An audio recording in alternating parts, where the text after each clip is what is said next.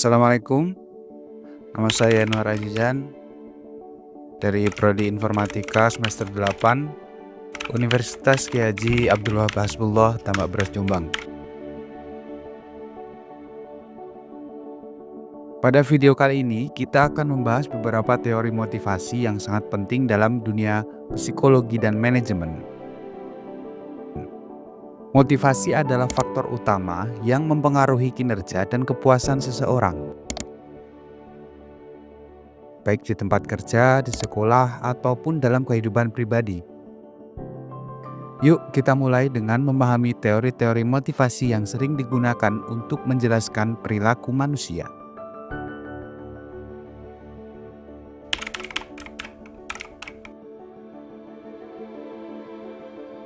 Teori pertama yang akan kita bahas adalah teori hierarki kebutuhan Maslow atau Maslow Hierarchy of Needs yang dikembangkan oleh Abraham Maslow. Teori ini menyatakan bahwa manusia memiliki 5 tingkatan kebutuhan yang harus dipenuhi secara berurutan untuk mencapai kepuasan hidup.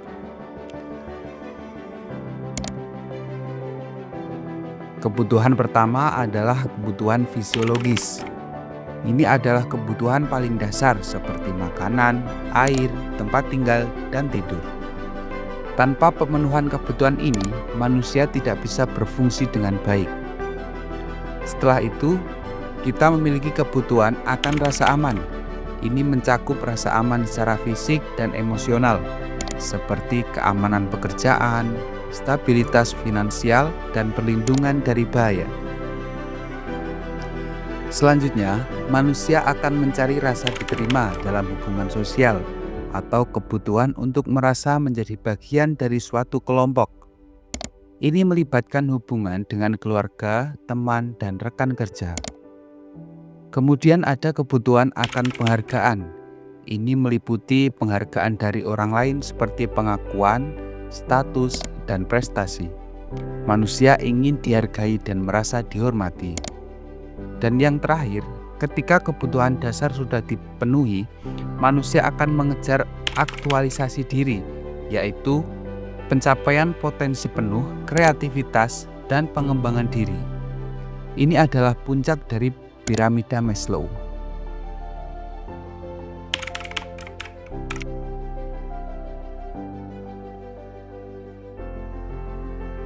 Sekarang, kita beralih ke teori X dan Y atau XY Theory yang dikembangkan oleh Douglas McGregor. Teori ini menggambarkan dua pandangan yang berbeda tentang bagaimana manusia dipandang dalam dunia kerja. Menurut teori X, manajer percaya bahwa sebagian besar karyawan itu malas, tidak suka bekerja, dan hanya akan bekerja dengan baik jika diawasi ketat.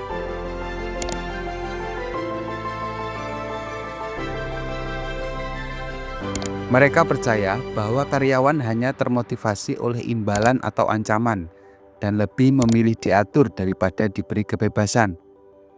Maka dari itu, manajer yang menganut pandangan ini cenderung mengontrol dan memerintahkan secara langsung. Di sisi lain, teori Y berpendapat bahwa manusia pada dasarnya memiliki dorongan untuk bekerja, berinovasi, dan berkembang.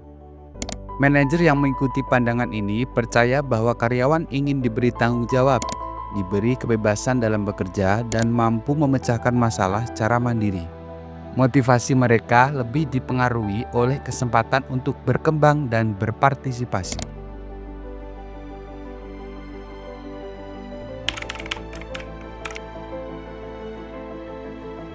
Teori berikutnya adalah teori ERG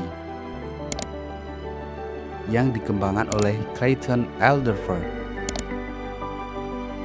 ERG adalah singkatan dari 3 jenis kebutuhan yang memotivasi manusia: existence, relatedness, dan growth. Existence ini mencakup kebutuhan dasar untuk bertahan hidup, seperti kebutuhan fisiologis dan keamanan. Sama seperti dalam teori Maslow, ini adalah kebutuhan yang paling mendasar dan pertama kali harus dipenuhi.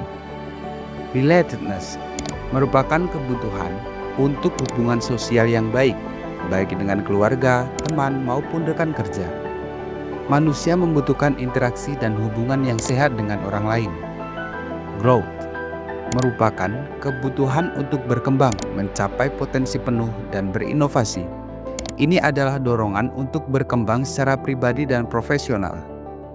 Yang menarik dari teori ERG adalah bahwa Alderfer mengatakan bahwa kebutuhan ini tidak harus dipenuhi secara berurutan. Seseorang bisa sekaligus mengejar pemenuhan kebutuhan dalam berbagai kategori. Dan jika kebutuhan yang lebih tinggi seperti growth tidak tercapai, seseorang bisa kembali fokus pada pemenuhan kebutuhan yang lebih rendah.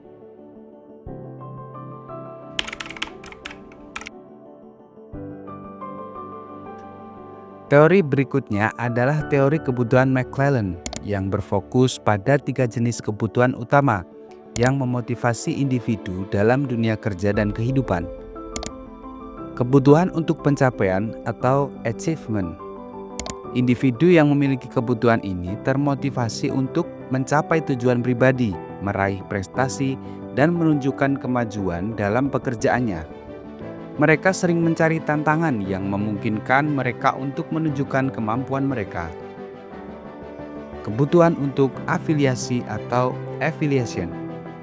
Individu dengan kebutuhan ini ingin memiliki hubungan sosial yang erat, merasa diterima dalam kelompok, dan mendapatkan persahabatan dan dukungan dari orang lain. Kebutuhan untuk kekuasaan atau power. Orang dengan kebutuhan ini ingin mempengaruhi, mengendalikan, atau memimpin orang lain. Mereka cenderung mencari posisi yang memberi mereka kontrol atau pengaruh atas keputusan dan hasil. Penting untuk diingat bahwa tiap individu memiliki kecenderungan untuk dominan dalam satu atau lebih dari kebutuhan ini, yang mempengaruhi cara mereka berinteraksi dengan orang lain dan cara mereka bekerja.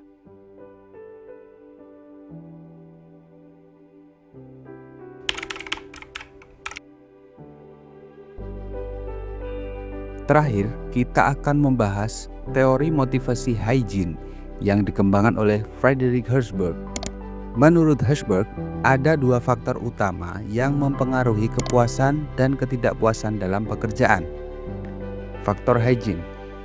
Ini adalah faktor-faktor yang jika tidak dipenuhi dapat menyebabkan ketidakpuasan, seperti gaji yang tidak memadai, kondisi kerja yang buruk, atau kebijakan manajemen yang tidak adil.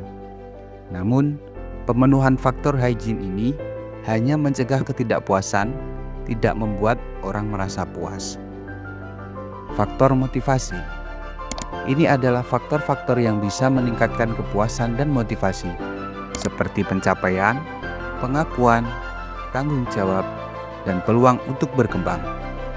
Pemenuhan faktor ini dapat mendorong individu untuk bekerja lebih baik dan merasa lebih puas. Sekian pembahasan kita tentang teori-teori motivasi yang sering digunakan untuk menjelaskan apa yang memotivasi kita untuk bekerja, belajar, dan mencapai tujuan. Teori-teori ini memberi kita wawasan penting tentang bagaimana kita dapat menciptakan lingkungan yang lebih baik, baik itu di tempat kerja, sekolah, atau dalam kehidupan pribadi. Dengan memahami kebutuhan dan motivasi orang lain, kita dapat meningkatkan komunikasi, kerjasama, dan kepuasan. Semoga video ini bermanfaat dan terima kasih telah menonton. Jangan lupa untuk like, komen, dan subscribe jika kalian ingin melihat video lainnya. Sampai jumpa di video berikutnya.